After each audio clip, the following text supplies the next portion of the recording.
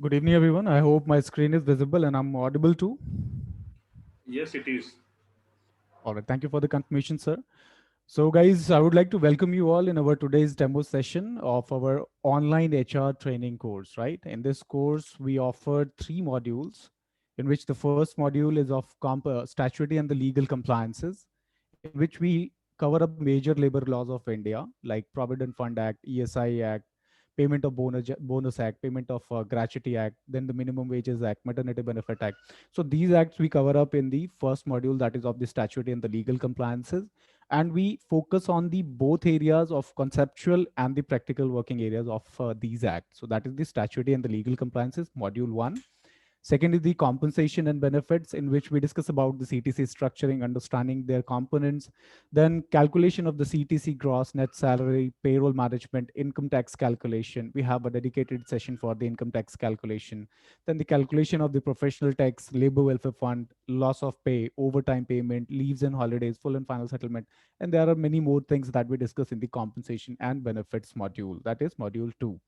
Third module is the recruitment and selection, in which we discuss about the job descriptions, job specification, sourcing strategies. We provide the live training on the Naukri.com. We discuss on the sourcing skills, screening methodologies, mass mailing and job postings on the Naukri, LinkedIn, ATS, RMS, social sites for the recruitment. And we have a dedicated session for the CV writing and the interviewing skills. That is the module 3 in the recruitment and selection. Right, guys, so let's get started with the today's demo session. But before moving ahead, I would like to have a poll here. This is mainly for the understanding of kind of audiences we are having today. So I'm just launching the poll, in which you just need to provide your experience range, the kind of experience you are having. So the poll is live now, and you need to just provide your experience. If you are a fresher, you need to opt for the fresher, or if you are having experience, you need to select your experience range. I'll wait till 80% of votes, then we'll move ahead.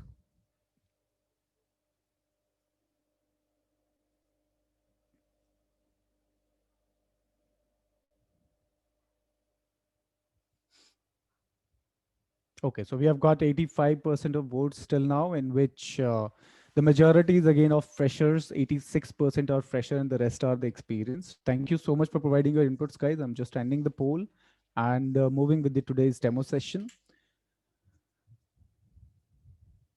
So guys, this today's demo session is going to be a combination of question and answer also. I'll keep asking questions in the middle also, so that you guys can also keep yourself engaged in the today's demo. Let's get started. So the today's demo session is on Employees Provident Fund and Miscellaneous Provisions Act 1952. This is the one of the biggest act, biggest labor law in India, you can say. And we are going to discuss about this act in today's session, and we are going to understand the conceptual areas and the scope of working under the Employees Provident Fund and the Miscellaneous Provisions Act 1952. So like I always say that every act have some objective to bring in the existence. So like all other acts also, the Employees Provident Fund Act also have an objective. The objective of the EPF Act is the Employee Provident Fund and Miscellaneous Provisions Act aims to provide social security and the retirement benefit. This act aims to provide the social security and the retirement benefits. How it provide these benefits to the employees? It cover up provident fund. Provident fund is a saving scheme, right? So under this act, the employee saves some amount under the provident fund scheme.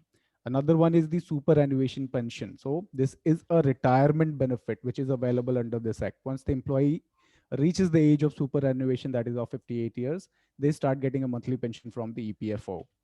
Third is the disability pension, in case the employee meets with any accident or any employment injury and they lose their earning capacity. In that situation, also the EPFO provides the disability pension to the members of the EPFO.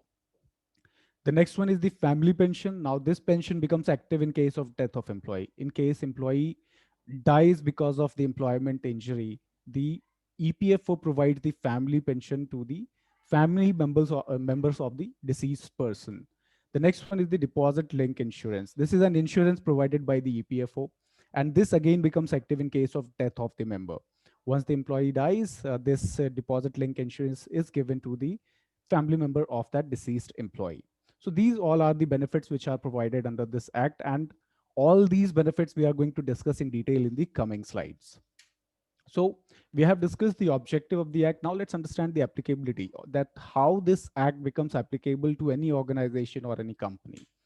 So EPFMP, Employee Provident Fund Miscellaneous Provision Act 1952, extends to whole of India. Earlier, it was not applicable in Jammu and Kashmir, but since that Article 370 has been revoked from Jammu and Kashmir, now it extends to Jammu and Kashmir as well. So now this act extends to whole of India. It applies to every factory and establishment in which 20 or more persons are employed. So whether it is a factory or an establishment, if the employee count of the company reaches 20 or more than 20 on any day of the preceding 12 months, this act becomes applicable in that organization. And once the act becomes applicable, it remains applicable till the time organization exists. So how this act becomes applicable in organization? First, this act is applicable to whole of India, including the state of Jammu and Kashmir.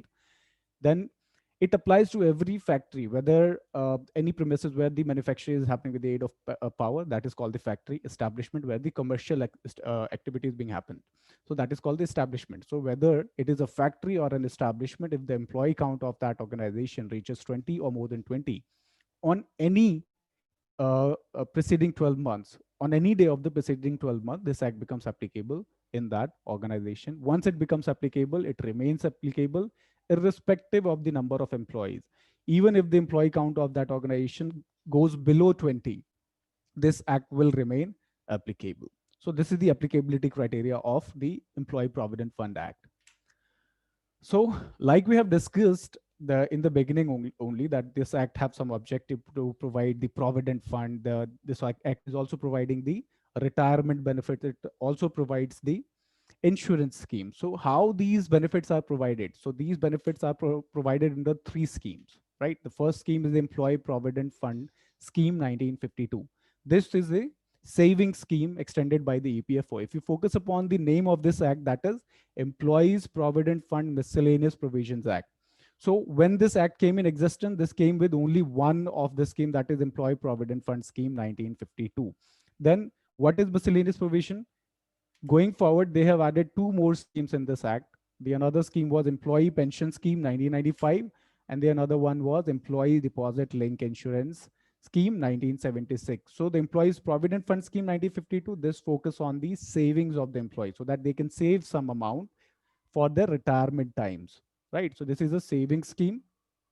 The another scheme is the Employees Pension Scheme 1995. This is a retirement benefit in which the employee receives some monthly pension from the EPFO. Third one is the Employee Deposit Link Insurance. So this is an insurance provided by the EPFO that becomes active only in the case of death of an employee, and all the benefits which are available under this scheme are given to the family members of that deceased employee. So these are the three schemes which are available under this act, and we are going to discuss each of these three schemes in detail in the coming slides. Let's get started with the Employees Provident Fund Scheme first, right? This is the Employees Provident Fund Schemes 1952. So we have discussed about the applicability of this act, that how this act becomes applicable to any organization. Now let's understand that how the employees becomes eligible to avail the benefits which are available under this act, right?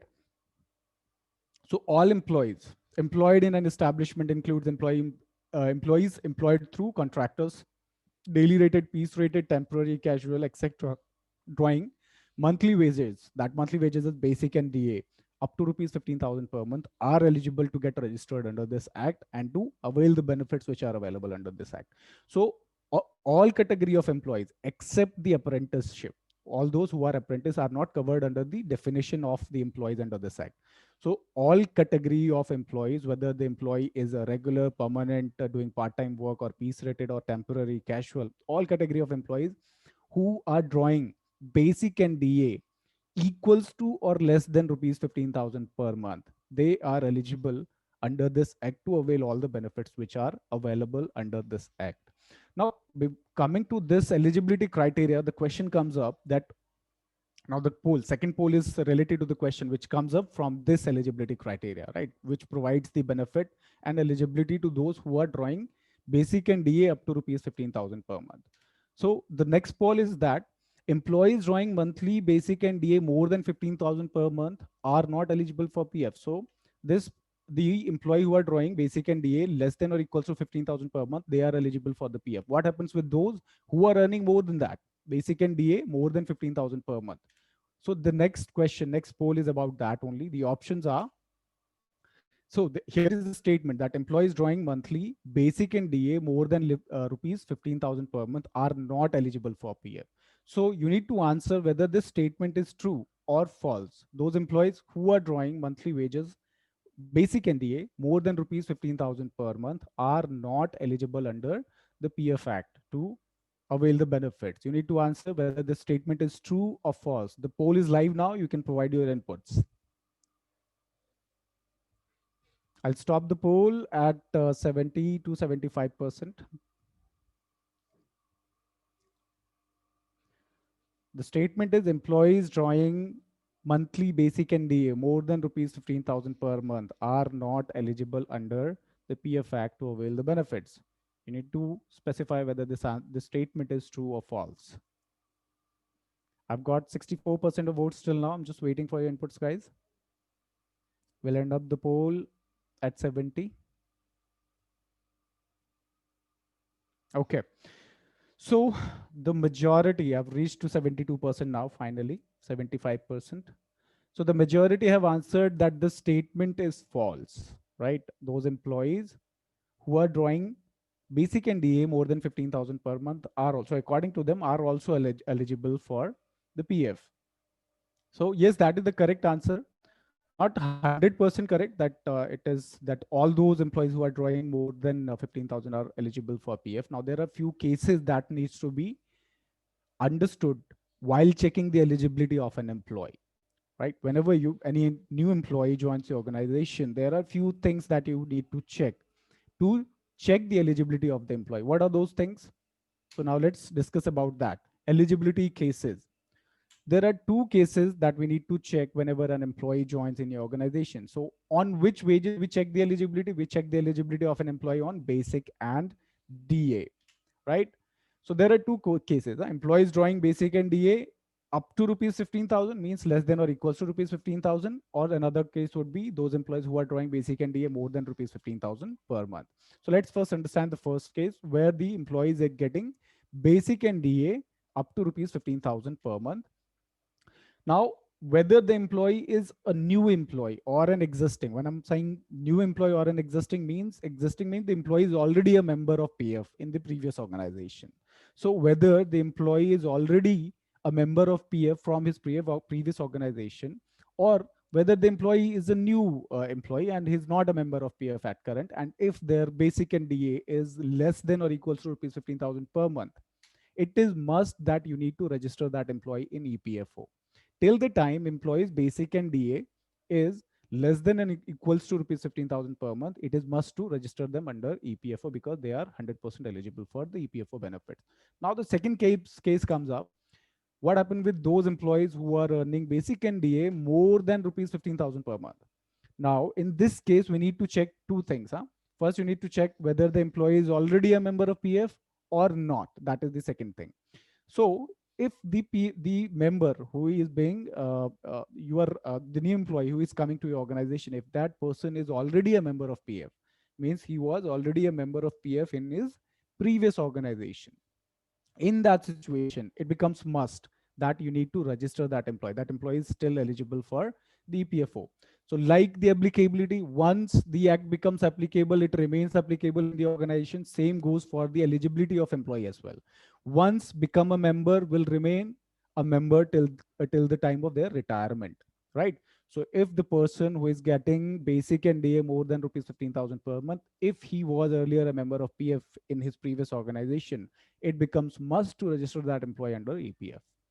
The second case, if the employee's basic and DA is more than rupees 15,000 per month and he was not a member of PF earlier, right? This is the first time he's coming in employment and that company is registered in PF.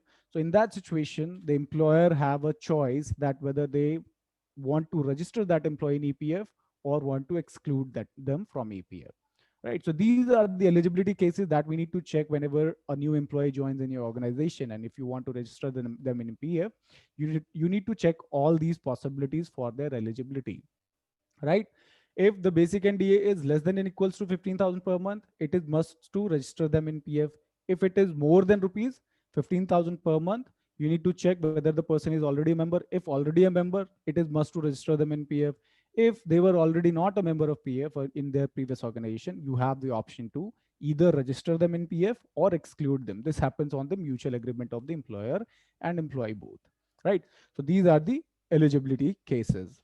Now, the poll three, the question comes up once we have discussed about the eligibility, the employee has spent 1 month in the organization. Now it's times to the contribute. Now it's time to contribute in the PF. Now PF extend all these benefits on the basis of whatever contribution has been made by the employee and their employer in the EPFO, right? So now it's time to discuss about the contribution, that how do we calculate the contribution and how much contribution does goes for an employee. So the next poll is that only. The question is that PF contribution calculated on which wages? On which wage we actually calculate the PF? The eligibility we check on basic and DA. On which wages we calculate the PF contribution? The options are: option A is basic and DA, option B is gross minus HRA, option C is on the complete gross salary of the employee, and option D is that both B and C can be considered. Means gross minus HRA and gross both can be considered. So I'm just launching this poll and you can provide your inputs.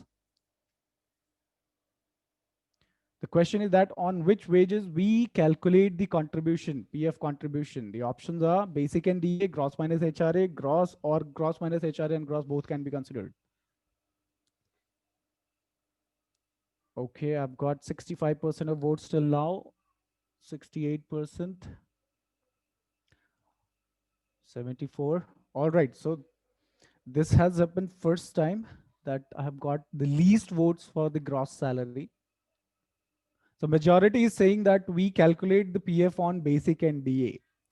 So guys, basic and DA now is a history that we used to calculate the PF on basic and DA. Now we calculate on either gross minus HRA or on the entire gross salary of the employee by capping it to maximum 15,000 rupees. And nobody have answered the correct answer. This is the first time it's happening that nobody has answered the correct option.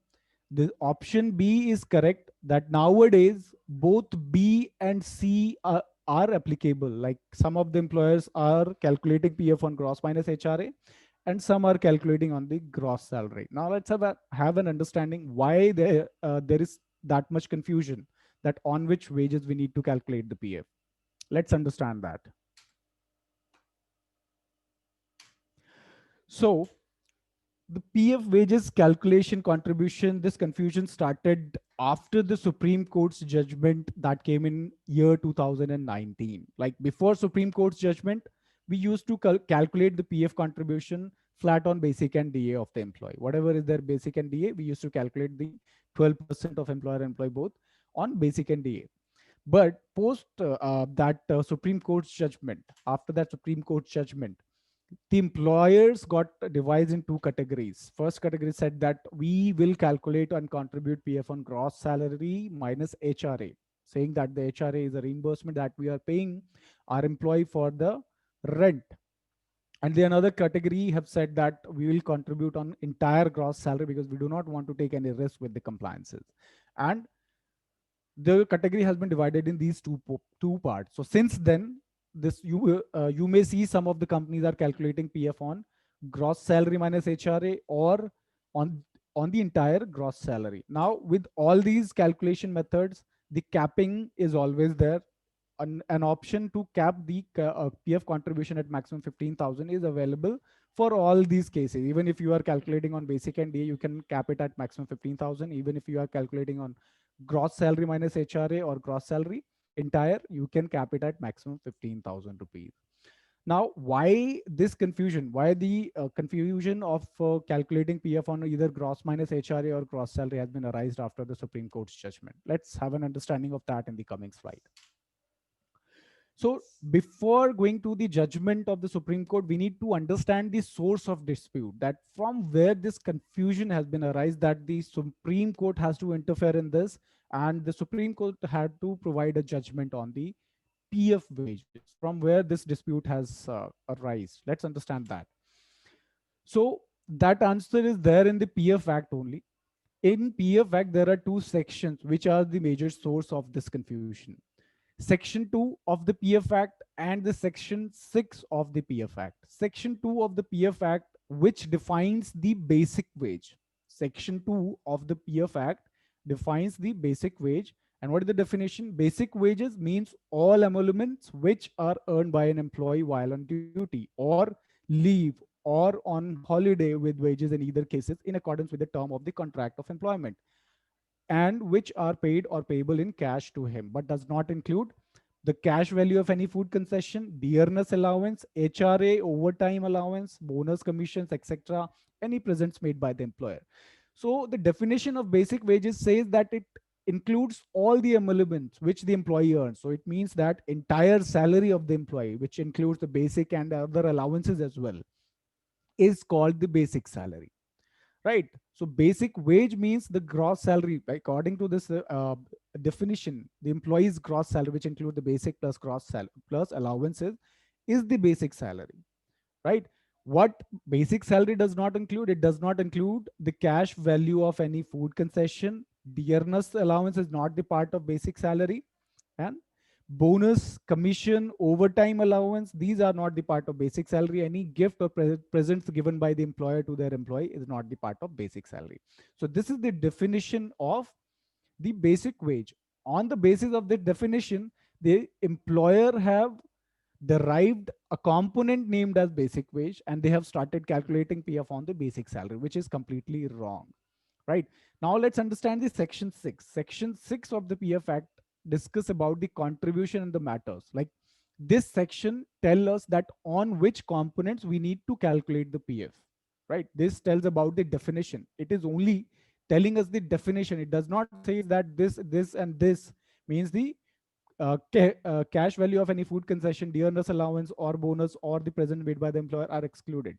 It just defines the basic wage, where the section 6 tells about the contribution. It says the contribution which shall be paid by the employer to the fund shall be 10%, which is now 12% of the basic wages, dearness allowance and the retaining allowance, if any. So here, if you will notice, for the contribution, they have included the basic wage, dearness allowance and the retaining allowance as well. So dearness allowance means this which they have excluded in the definition of wages has been also considered for the calculation and contribution purposes, right? And for the explanation, what they are saying, that for the purpose of this section 12, dearness allowance shall be deemed to be include also the cash value of any food concession allowed to the employee. Means this dearness allowance will also include the cash value of the food concession. So automatically DA and the food concession is also becomes the part of calculation of the PF, right? So the dispute has arisen from these two sections. By going through these two sections and the declaration and the judgment which has been passed by the Supreme Court in 2019, there were so many cases, right? There were so many cases against the EPFO and the companies. And going through all those cases, the Supreme Court has given a ruling out and judgment, right? Which says, first it discussed, ruled out about the principles which can be excluded from the calculation of PF. What all allowances or components can be excluded from the calculation of PF. So what they have ruled out, the allowances which are variable in nature, not fixed in nature, allowances which are variable in nature, that kind of allowances which the employee is not receiving on monthly basis. This is not the fixed money that the employee is receiving. That kind of allowances can be excluded from the PF calculation.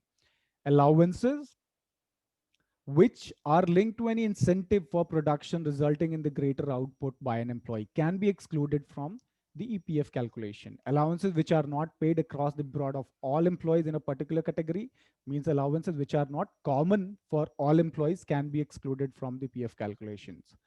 Allowances which are paid especially to those who avail the opportunity, like allowances which are given to few category of employees only, and that kind of allowances options are available to few category of employees only, and that is not available to all employees. That can also be excluded from the PF calculation. So these are the exclusion ruled out by the Supreme Court on the in the judgment, right?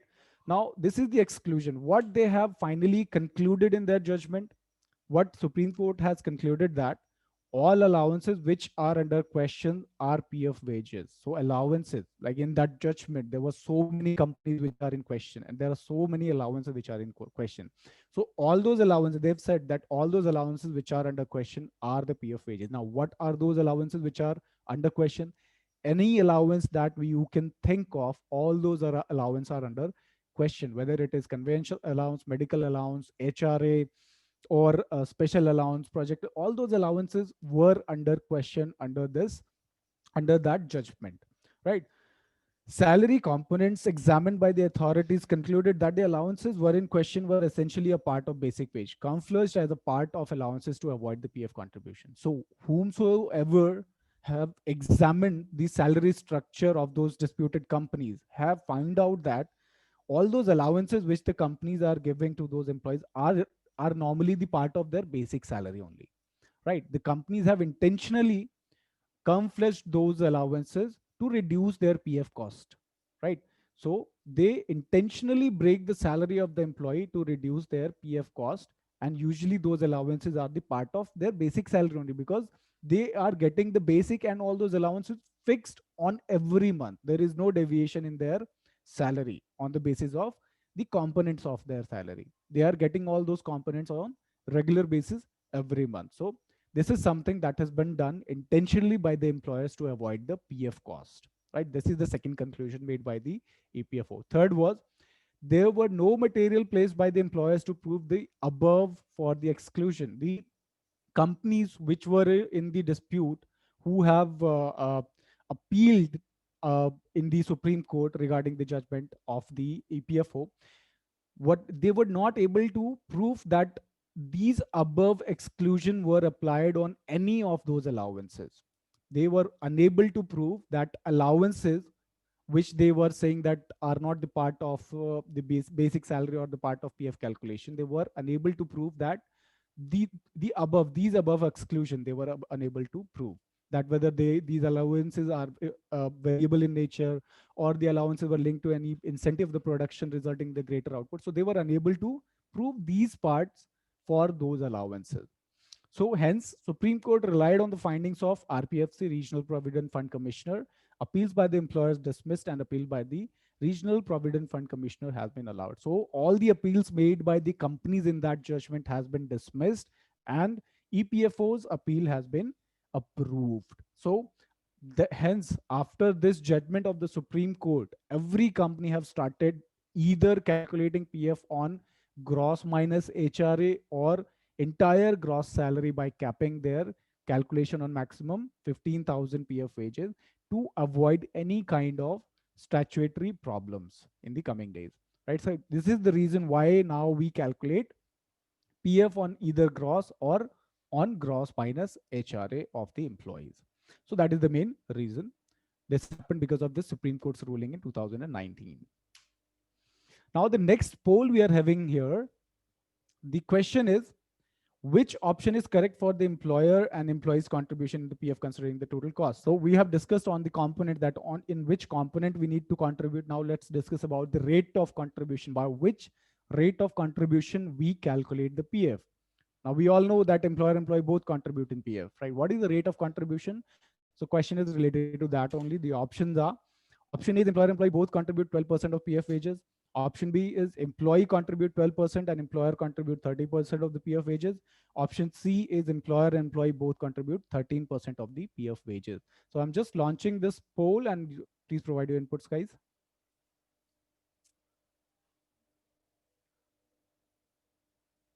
Yeah, the poll is live now. You can share your inputs.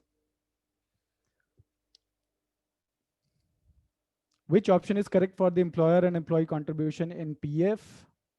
Options are: employer employee both contribute 12% of the PF wage, employee contribute 12%, employer contribute 13%, employer employee both contribute at 13%. Which option is correct? Please provide your inputs.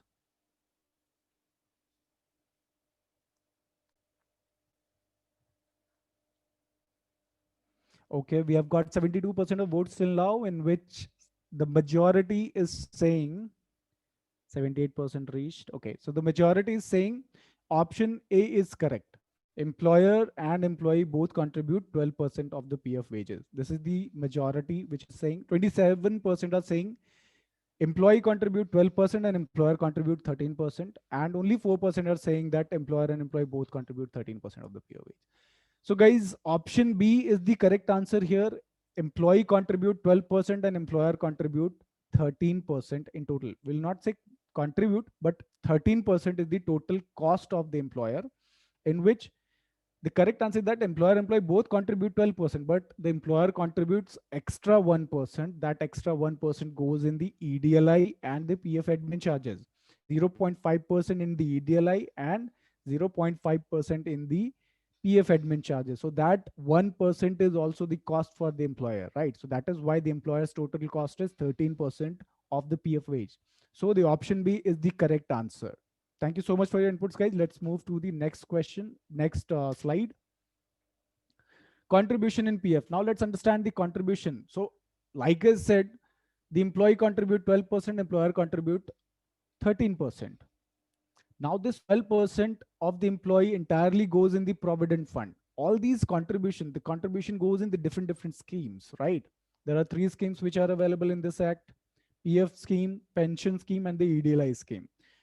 The employees 12% entirely goes in the PF scheme, and the employers 13% goes in all these 3 schemes, plus the admin charges as well.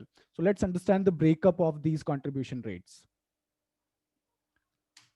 Let's first understand the employee. Employee contribute 12% of the PF wage, which entirely goes in the PF fund, the PF scheme. Employer contributes 13% of the PF wage, in which 8.33% goes in the pension fund, 3.67% goes in PF fund, 0.5% goes in the EDLI, and the same 0.5% goes in the PF admin charges. So this 12% of the employee, that entirely goes in only one scheme, that is the PF fund. What employer is contributing, this 13%, this entire 13% goes in all the possible accounts which are available in the PF fund. 8.33% goes in the PF fund, 3.67 goes in the PF, 8.33 goes in the pension fund, 3.67 goes in the PF fund, 0.5% goes in the EDLI, that is employee deposit link insurance, 0.5% goes in the PF admin charges, right? So this is the exact breakup of the 13% that the employer contributes in the PF for an employee. So these are the rate of contribution in the PF for employer and employee both. Now the another poll we are having here is that PF account, like we have discussed the rate of contribution. We have discussed that these the 8.33 goes in PF, pension, 3.67 goes in the PF fund. So now for the accountability of all these funds, there are some accounts given by the EPFO, and whenever we generate or contribute the PF challan, we need to check out all those accounts and we need to contribute on in those accounts only, right? So the next poll is related to that only. In which all accounts does the PF contribution goes? Pick up the correct options. Option A is account number 1 is the provident fund. Account number 2 is for the PF admin charges. Account number 10 is for the pension fund, and account number 21 is for the employee deposit link insurance, EDLI. Option B is account 1 for the PF fund, then account 2 for the PF admin charges, account 10 is for the pension fund, account 21 EDLI, and account 22 is for the EDLI admin charges. I'm just going to launch this poll. Please provide your inputs. Which option is correct? The poll is live now. Which option is correct? Option A or B for the PF accounts? Option A having 4 accounts, option B having 5 accounts, extra 1 account, that is account number 22. You need to provide which option is correct for the PF contribution. That entire 12% and 13% of employer-employee goes in which all accounts? Which all accounts are currently now active? So got 60% of votes till now. Please provide your inputs.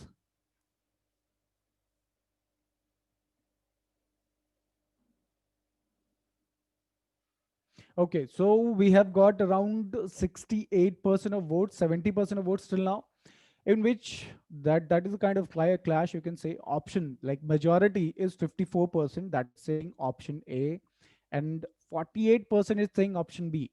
So Here the majority is correct. Option A is the correct answer. Option B is the wrong answer. Why? Because all these accounts are same, but what account is differ here? The account number 22. This account is not in use now. This account is void. This account is not at all active nowadays. Earlier, this account was in use, but now this account is void. We do not contribute in this account, right?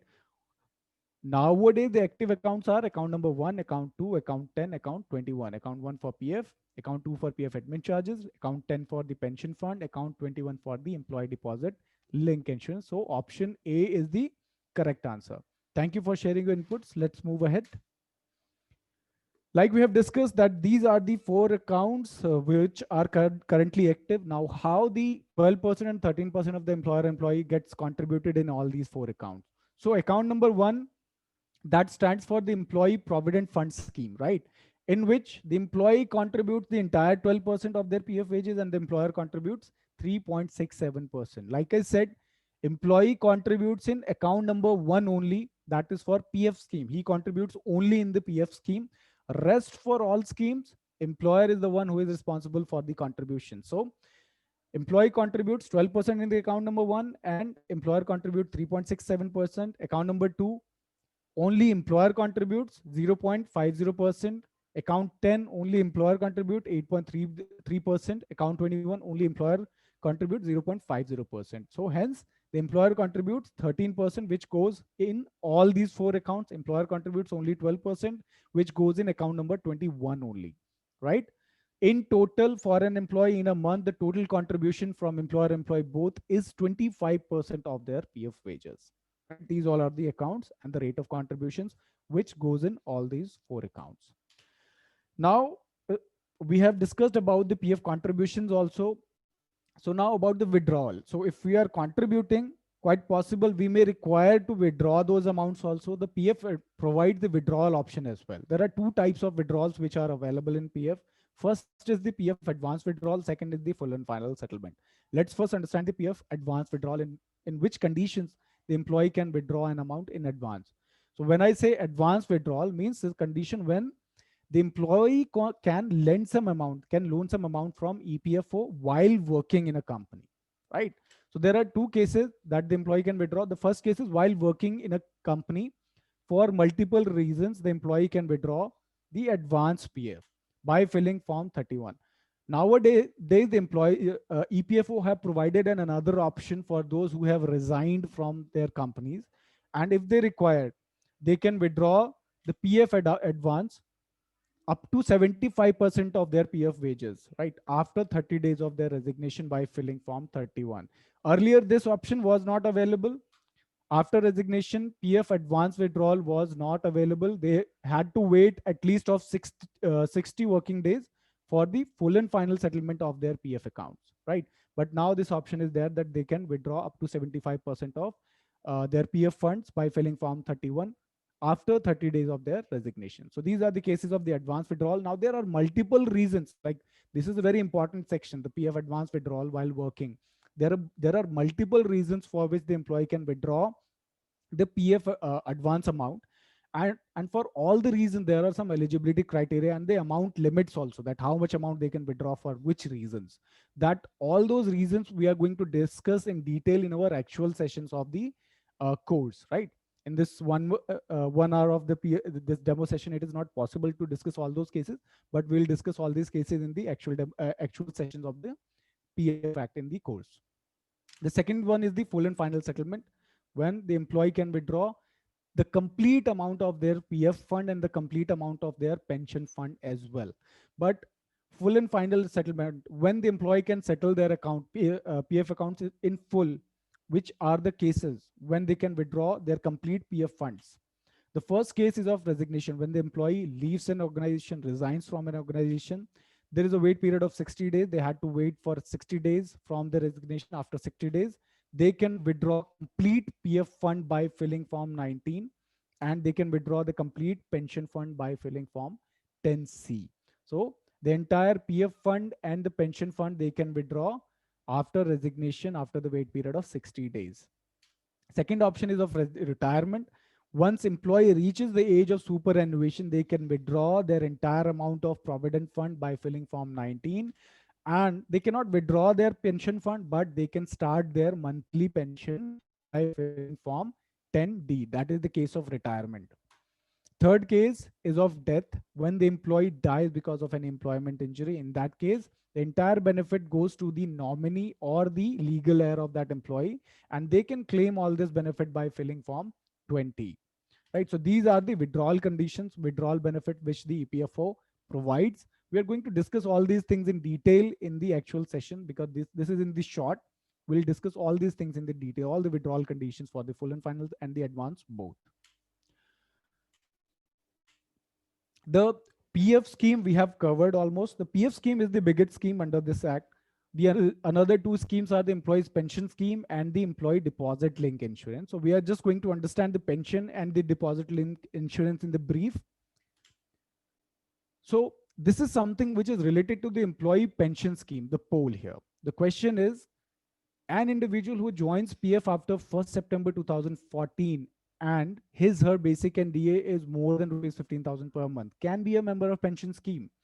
Now, this question came after a notification amendment which happened in 2014 by EPFO. This question comes up from that.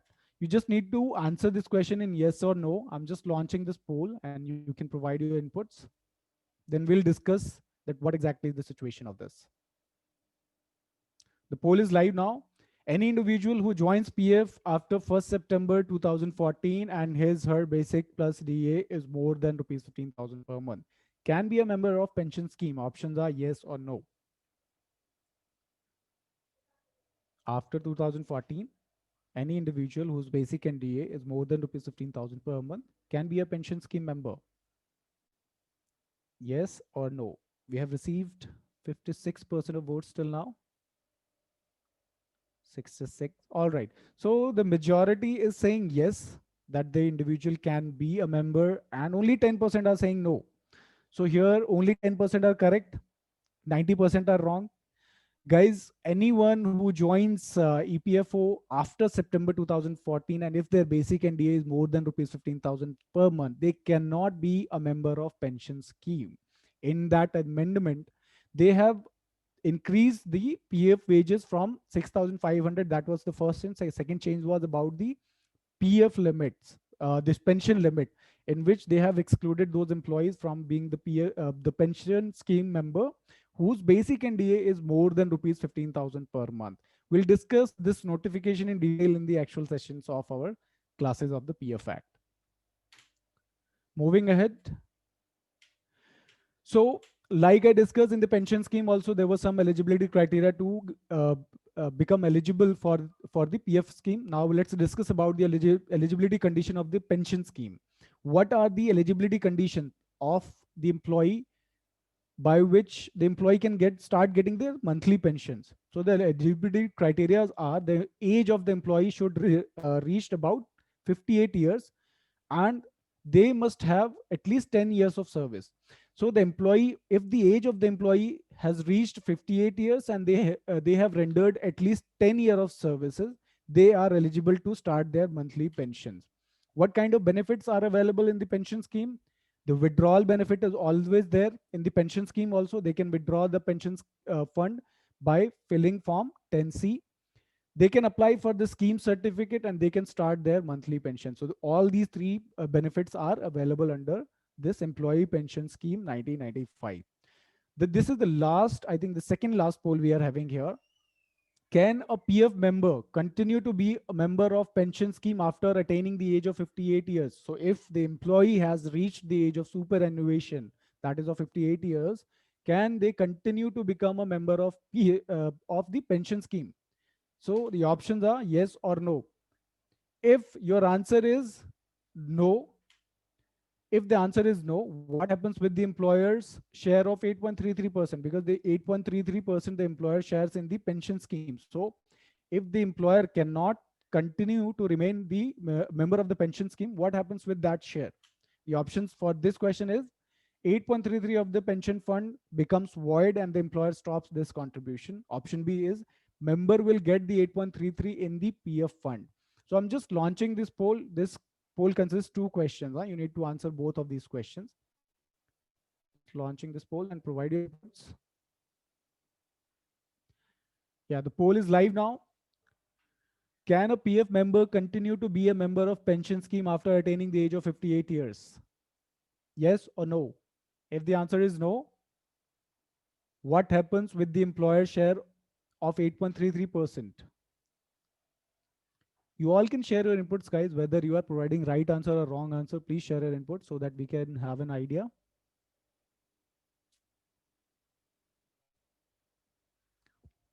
Okay, I've received only 20% of votes till now. 33%. All right. So, okay, 40%, 50. All right. So now let's get to the answer. So let's first understand about the question one, that can a PF member continue to remain a member of pension scheme after attaining the age of 58 years? So the answer is no. After reaching the age of superannuation, a PF member cannot continue their pension scheme. They cannot continue. That is mandatory that they have to stop their pension scheme after reaching the age of superannuation, that is of 58 years. So the answer for the first question is no. So if the answer is no, what happens with the employer share of 8.33%? So the correct answer of this question is that member will get this 8.33% in the PF fund. Yes, of course, the pension scheme will stop, but that 8.33% the employee will start receiving in the PF fund. So these are the correct answers of these questions. Thank you for your inputs, guys. Let's move ahead.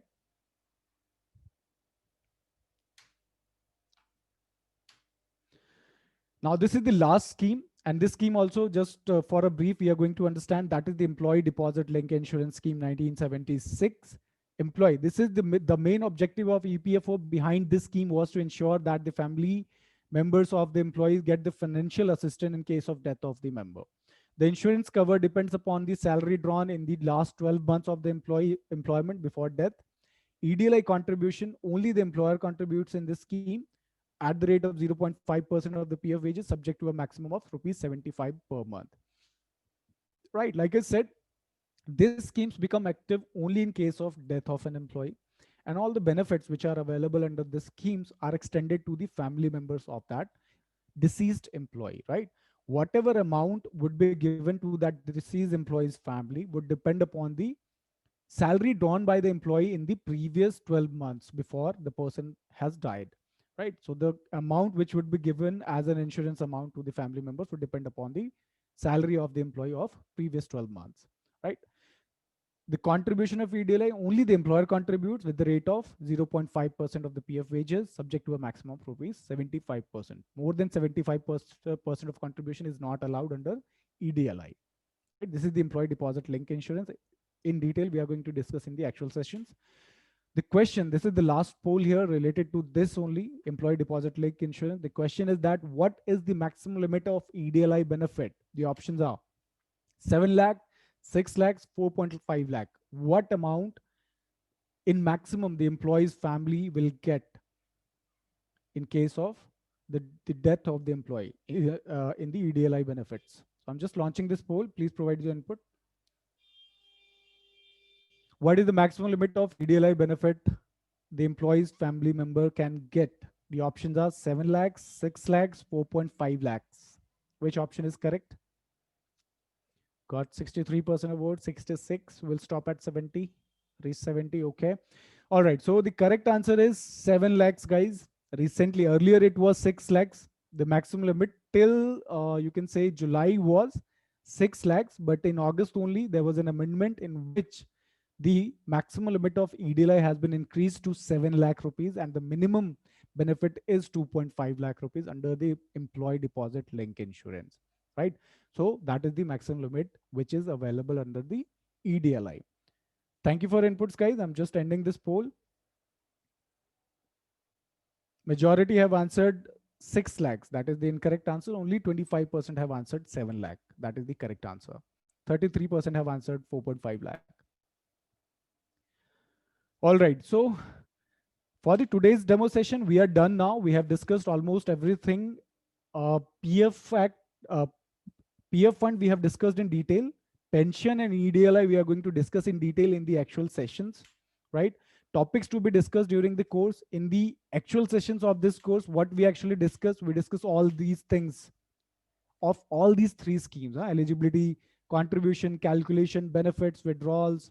If it is a case of employees provident fund, all the advanced withdrawal cases, full and final settlement of the PF, withdrawal processes.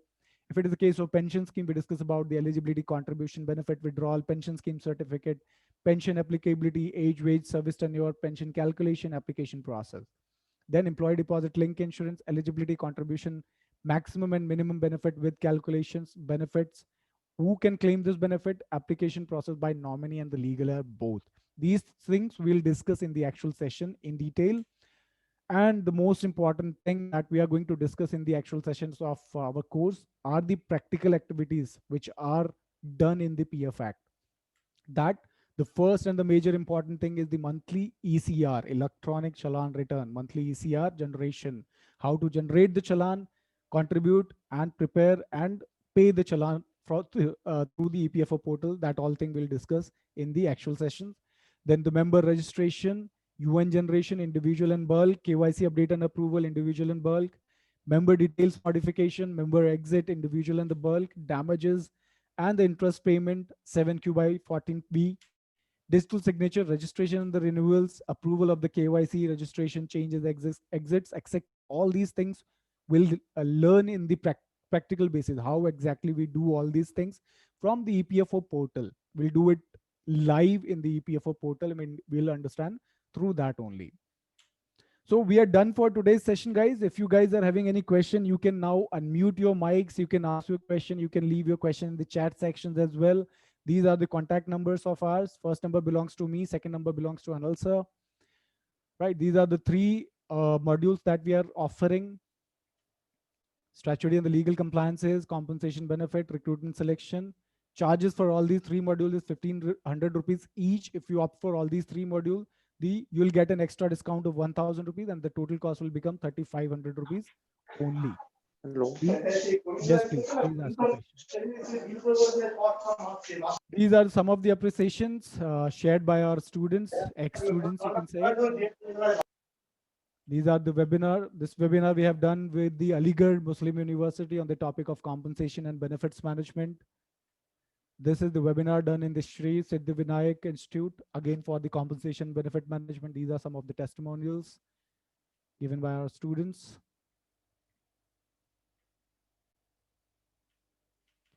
All right, so these are the contact details and the course details. If you guys want to have a click, you can click this, or you can take a screenshot. You can note down the numbers. You can reach out to us in case you want to enroll. Any question related to the course or today's topic, please feel free to ask.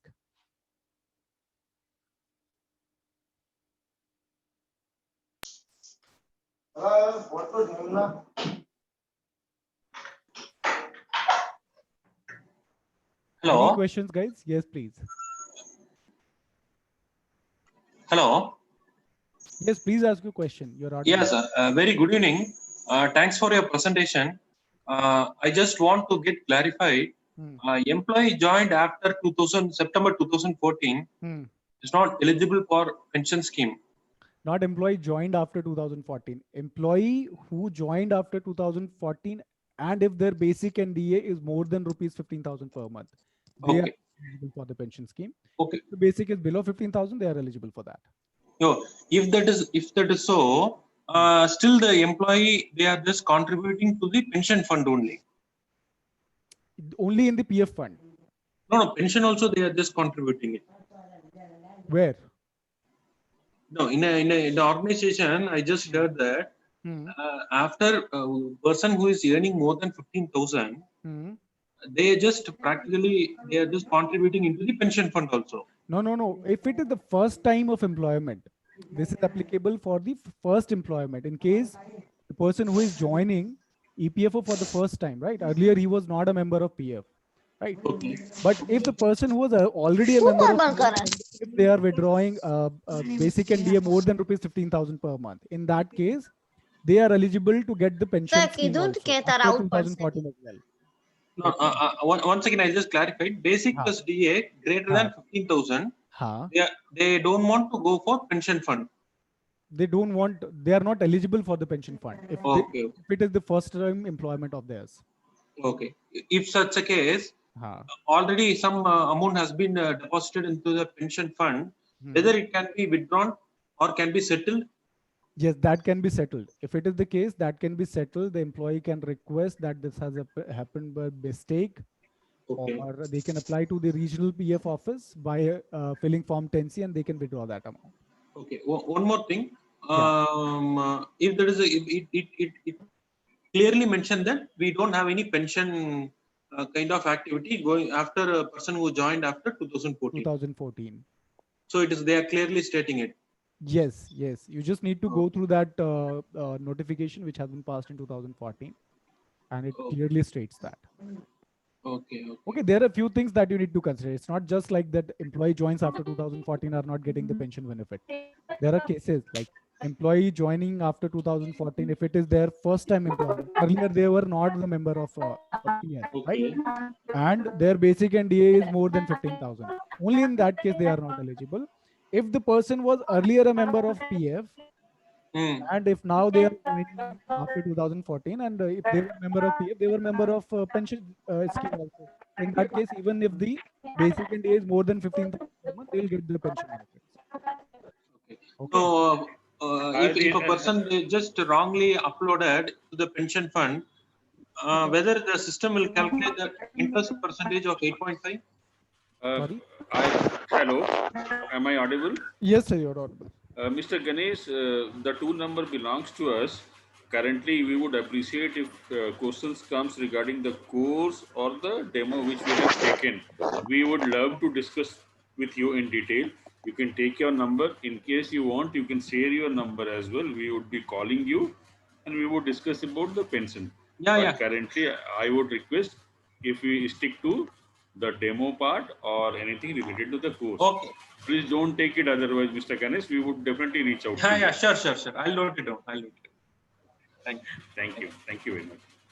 Yes, anything anyone wants to know regarding the course or any questions from the demo? Okay, Dheeraj, in case you can update it. Know more on the practical activities and the course duration. So course duration you have already explained to her. So Dheeraj, if you could tell her about the practical activities. Yes. See, guys, all these acts. So both areas are important, conceptual and the practical both, because all the, many of the amendments has been happened for the PF Act also, ESI also, and there are other acts also. So how do we conduct the session on the Saturdays? We discuss the conceptual area. On Sunday, we conduct the practical sessions, right?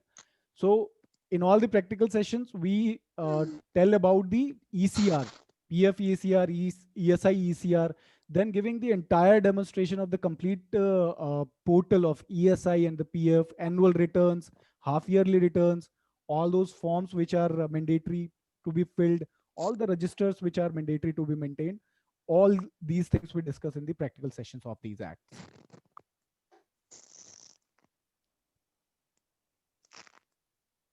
Yes, Priya, you have the freedom to choose the module. So if you are currently wanting only the statutory you want to join, you can do that. You can only join on the compensation and you can only join for the recruitment. So, but there is a discount of 1,000 rupees if you join the three session together. Got your point. Thanks on that. Okay, Aparna. So for registering, we would be sharing you the link. So if you are interested, we have your email ID and phone number. We would be sharing the link with you and you can join. Thank you for the clarification. Yeah, my pleasure. Dheeraj, when the next session or the next batch is starting? Guys, you can enroll yourself from this Saturday only. Every Saturday we enroll new students. Yeah, sure. Hello. Hello. Sudhakar, you get a certificate for each and every course. So say you have attended all the three, we give you one certificate which mentions all the three courses. If you have only enrolled for one, we would be giving you a certificate which mentions that particular course which you have enrolled into. Am I Okay. clear, Sudhakar? Let me give a brief about the entire course, what we are Yeah. offering. There are 3 modules in this course. Module 1 is statutory and the legal compliances. Second module is the compensation benefit. Third module is the recruitment selection, right? And the total duration of these 3 modules would be of 1 month and a week. We provide classes on weekends only, Saturday and Sundays. Timings are 4 p.m. to 6:30 p.m. There would be total 10 sessions, right? This module 1 consists total 5 sessions. This is the biggest module we have. This statute and legal compliances consists total 5 sessions. Compensation benefits consist 3 sessions. Recruitment selection consists 2 sessions. That's how they complete total 10 session. Each session would be of minimum 2 hours and 30 minutes, right? So in total, if you count up, this would be a total 25 hours course, right? And we provide study materials for each topic. That study material has been designed by the industry experts. And we also share the recordings of each session. Once you complete this session, you'll get the recording on the same day. And we are always available for the query clarifications. Anytime you can connect with us if you are having any doubts. We always ask our students to do the practices on whatever they have studied in the session. So if while practicing also, if you come up with any queries, you can call us, you can connect with us and get your doubts cleared. So this is all about the course. Anything which you want to ask further, please let me know. The certificate that we provide is a certificate of completion. Once you complete the duration of the course, you'll get the certificate. That certificate is an ISO 9001 and 2015 certified one.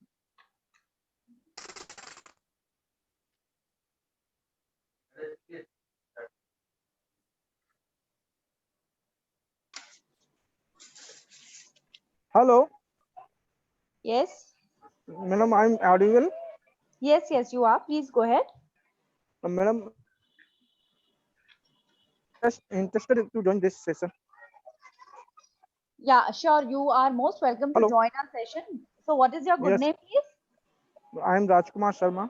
So I'm Rajkumar, presently what we will do is that we will reach out to you after this session, and we would be sharing yes. the enrollment details and the payment link. You can pay, you Okay. can join from 24th, that is from tomorrow. 24. 24th, that is from tomorrow. Okay. Okay. Tomorrow. Okay. It From is day after Saturday, tomorrow. this Saturday. Yeah. Okay. Okay. Okay.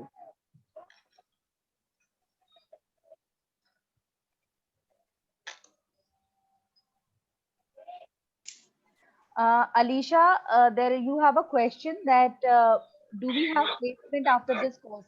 So Alisha, we do have placement assistance, and whatever primarily we are an HR consulting firm. So whatever HR vacancies that come to us, we definitely inform all our students, and we definitely refer them. If we have our internal openings also, we reach out to our students who are interested for recruitment and selection of a consulting jobs. They are looking for consulting jobs. So we definitely have a placement assistance after this course.